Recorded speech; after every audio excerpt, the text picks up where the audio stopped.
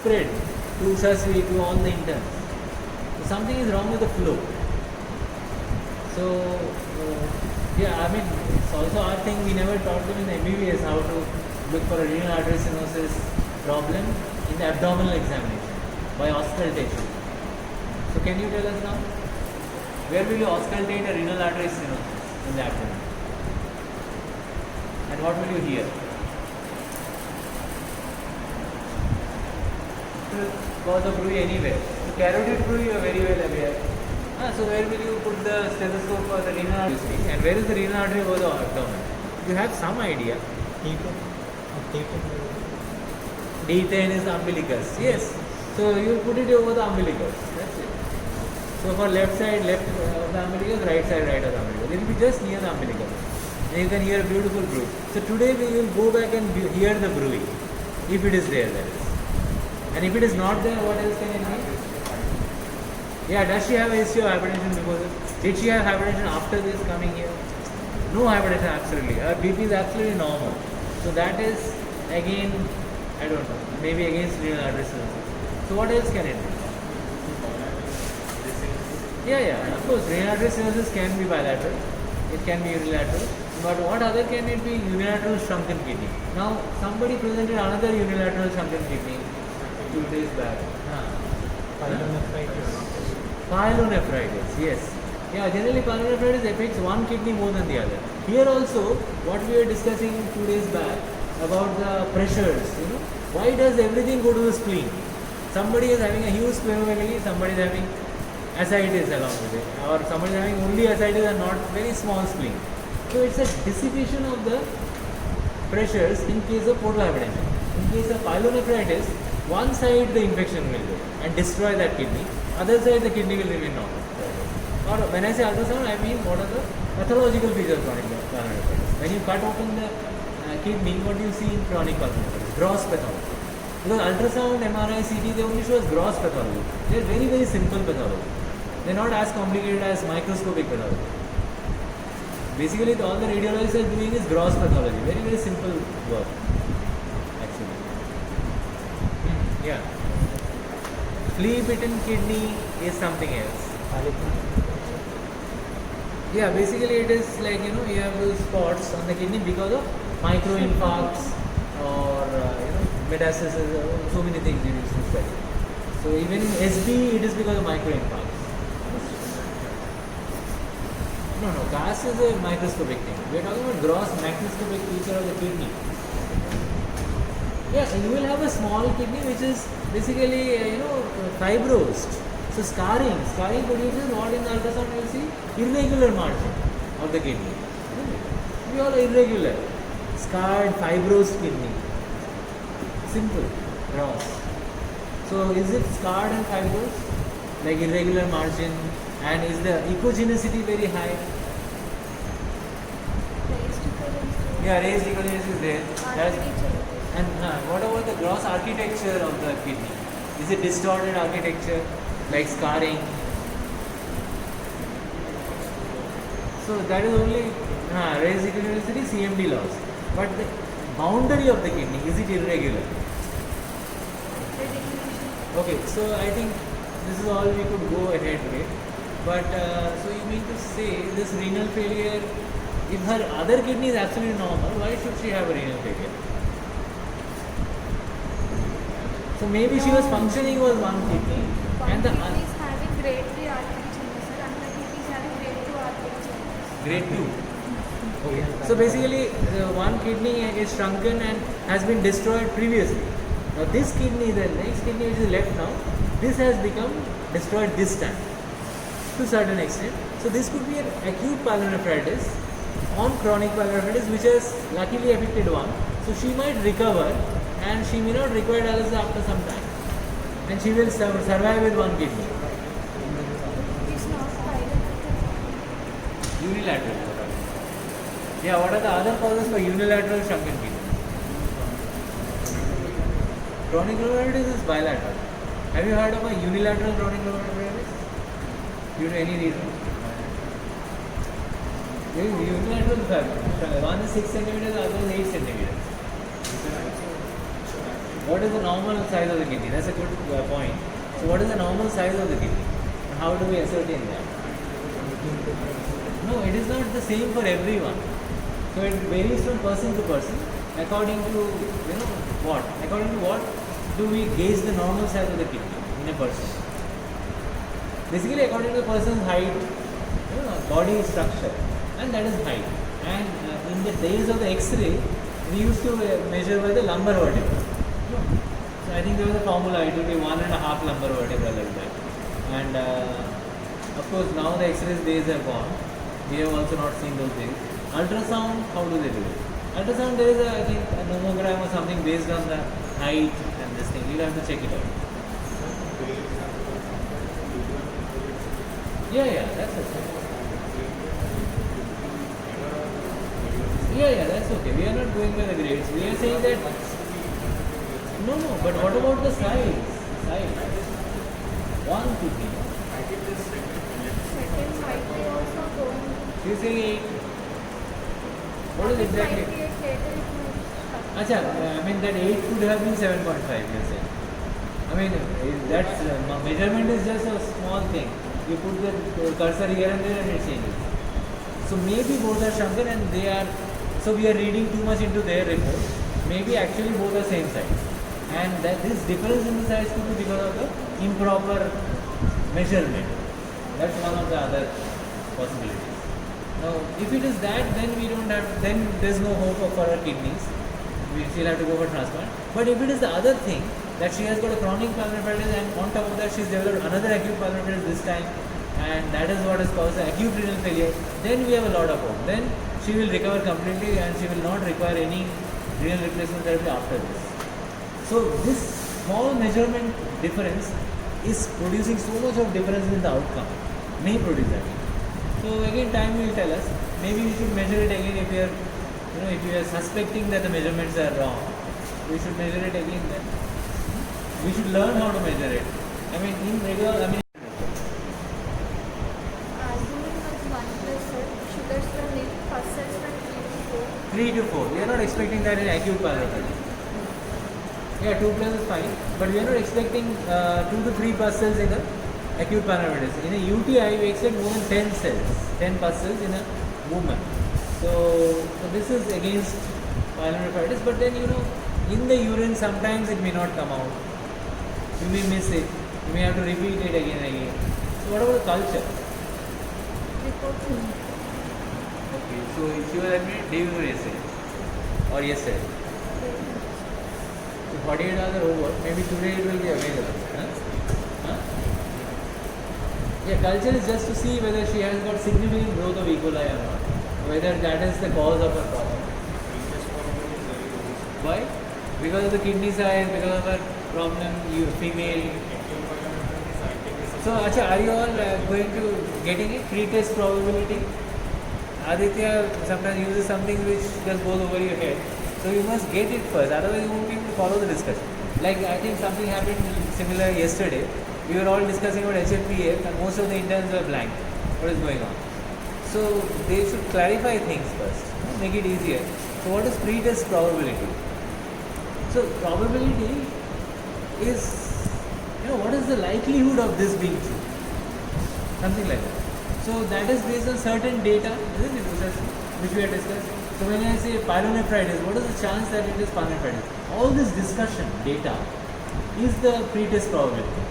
So I am raising some pre-test probability saying that it is pyelonephritis based on certain data.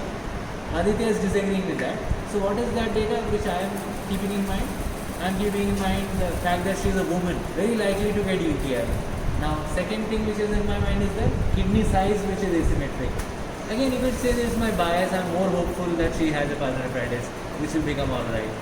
So all these things come into the pre-test probability. It's a biased decision actually.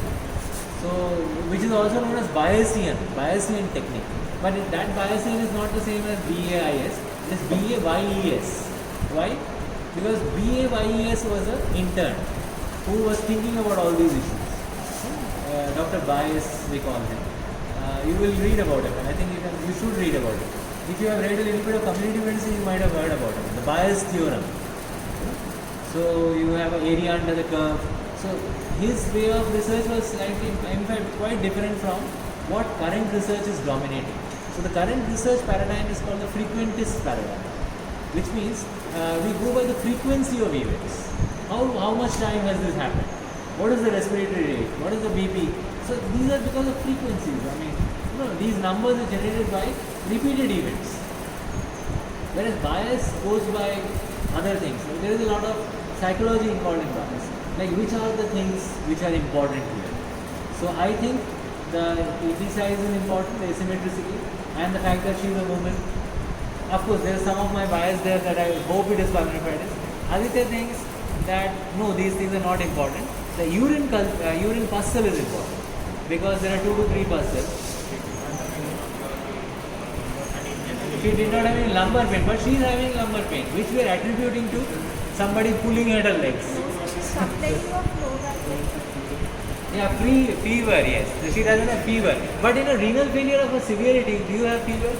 We know that renal failure can suppress fever. So again, that is also not possible. Yeah, but does that mean that in acute paralysis you have to have enlarged kidneys? So what is the sensitivity of enlarged kidneys to show? Frequentist, yeah, I am being frequentist here. So when I say sensitivity, I mean how frequently does enlarged kidneys happen in pyelonephritis? So Aditya doesn't buy that. He said enlarged kidneys happens in pyelonephritis. It is not there, so it is not. So the pretest probability is there. Yeah. So you have to actually combine both the Bayesian technique and the frequentist technique. She may have another urine. Yeah, she might have. No, but then I am talking about that culture which comes out the first time you put the ball. So I am assuming that good techniques are employed. Aditya already knows that good technique. Very low. So you wouldn't have ordered urea creatinine that way. Yeah. So sometimes we just order a lot of tests. 7.5. 7.15. So yeah, she was in severe metabolic acidosis. Then you got the dialysis done. Then her pH has now improved. Yeah, I remember that yellow sheet. I was about to take the picture. What was the PaO2 in this patient? That ABG. In that ABG, yeah. In the first ABG. It's 97 was the PaO2 or SpO2? PaO2 was 97. Without oxygen.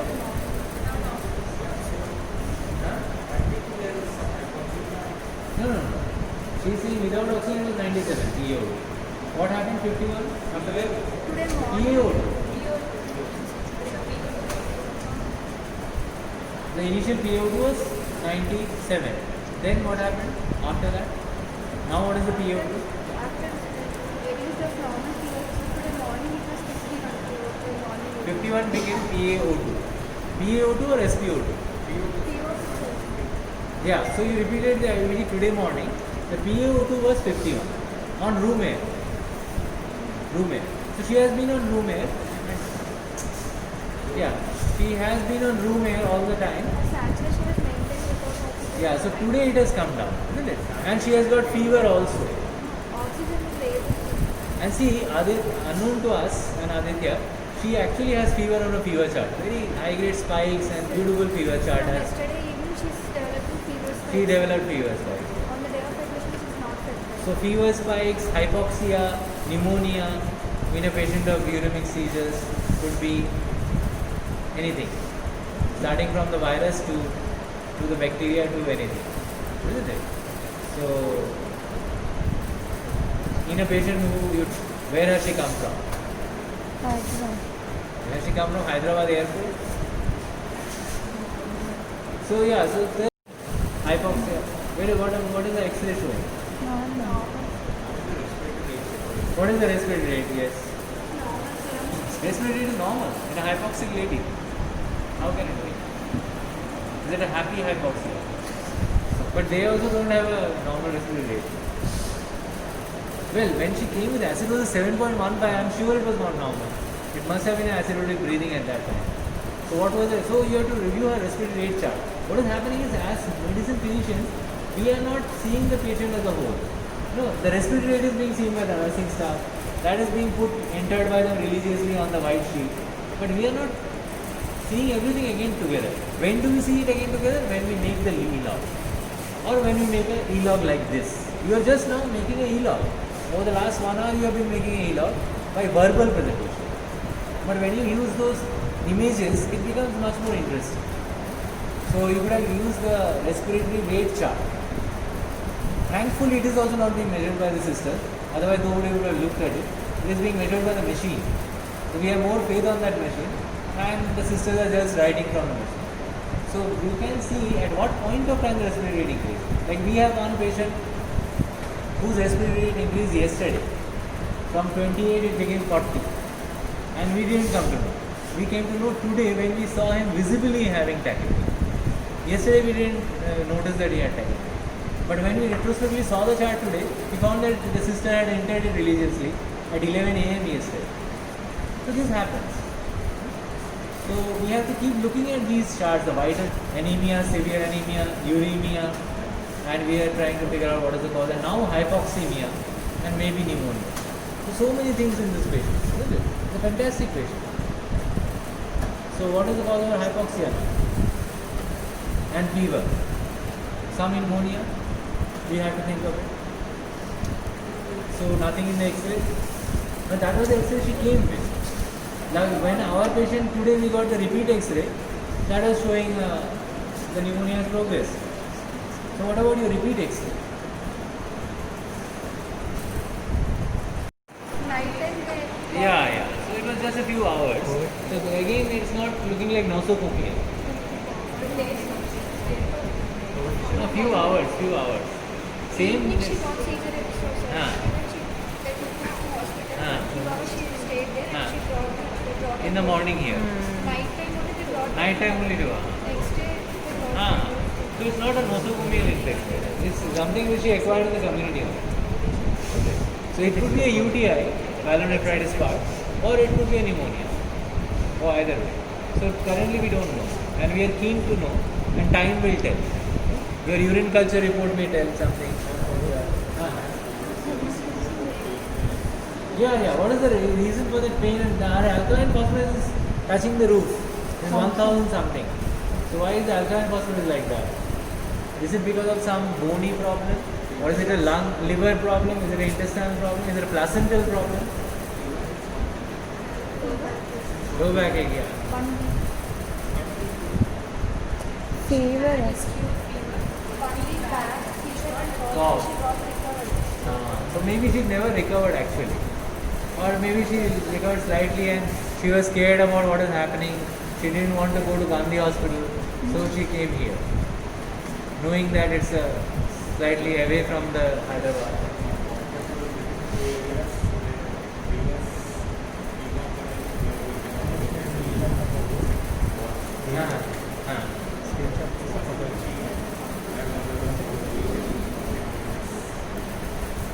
Yeah, but then we have got an X-ray which is not showing us anything there.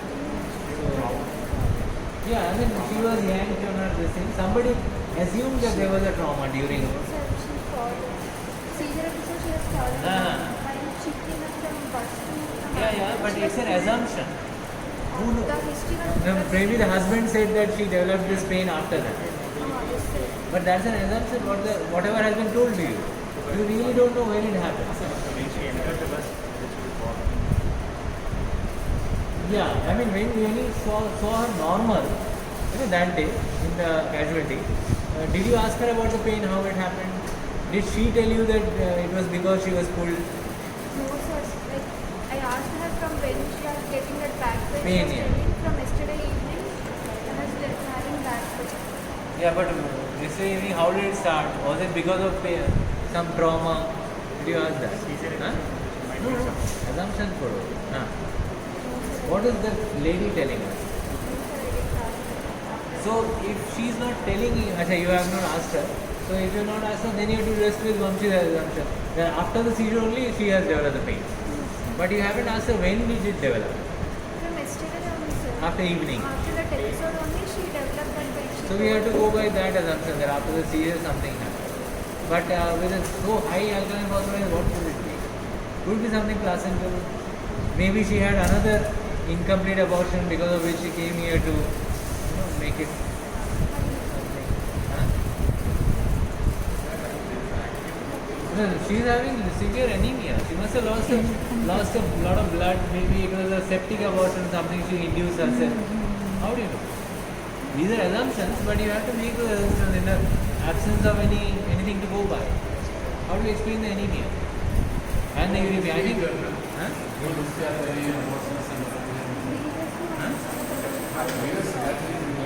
Yeah, everything is fitting there. The septic abortion. Everything is fitting. Another simple anemia,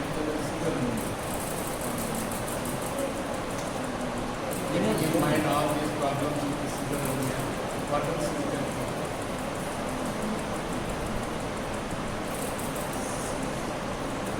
We are in endemic area, that you think of malaria.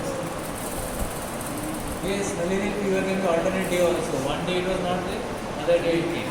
Many times you are seeing a patient with fever anemia without fever also. Yeah. And for the common thing to do, though there is no menstrual disorders and no history of recent abortions and other things, there will be definitely they are going to cut it there. That will happen. So that if that is the thing, all sooner I can be expert on the same. Including your bulimia and all. So in peripheral smear there are no malaria parasites. Maybe you can repeat the peripheral smear and see. And one is malaria, as sir rightly said, and the other is septic abortion. I mean, you have to explain the alkaline phosphatase also. See, here some of the data points are giving you some clues. So if you have to explain it, the mnemonic is BLIP: bone, liver, intestine, placenta. These are the source of alkaline phosphatase. So bone could be something, but X-ray is not showing anything. Again, liver, everything else is normal. Bilirubin? On day of certificate was normal. Ah. Today it was total bilirubin. Indirect was high. High. See, clinically, presence of the spleen, that has to be careful.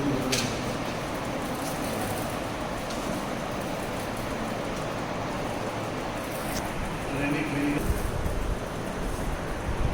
Statistically showing factor Yeah, that can be because I mean the seizures could be that. What about the MRI CT? Uric features are just Metabolic insulin, nothing else. Tomorrow is not. Okay. So I think we need to have a better. So they don't even feel that there is hip joint arthritis. Then how do they explain the pain, restriction of movement and swelling? Ask them. You didn't talk to them. I talked to that sir. What is written there in their notes? Hip joint is normal. So there is no fracture. No, are they only fracture doctors? What about the joint? They are not joint doctors. They only look at fractures.